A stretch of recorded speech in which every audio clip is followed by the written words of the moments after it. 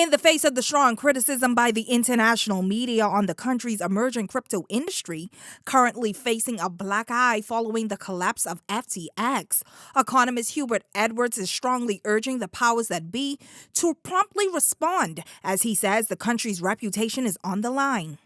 The Washington Post in an online article this week went as far as classifying the country as having ties with doggy, even criminal finances, noting that the FTX was simply the latest in a long line of sketchy enterprises. To leave things hanging out there would not be, in my mind, a recommended course of action.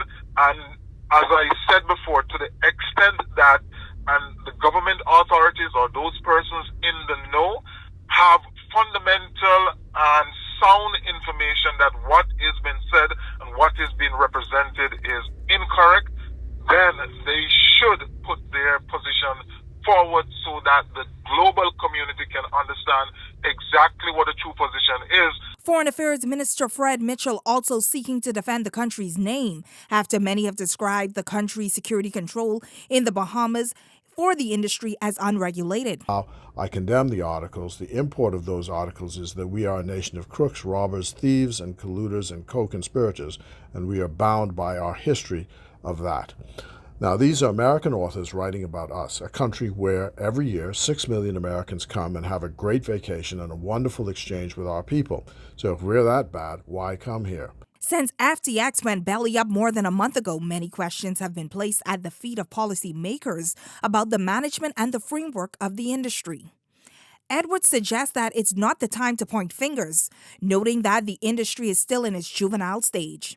It is to be expected that this is a developing era, and, to judge the regulatory framework based on the information which is now coming out maybe a little bit too harsh.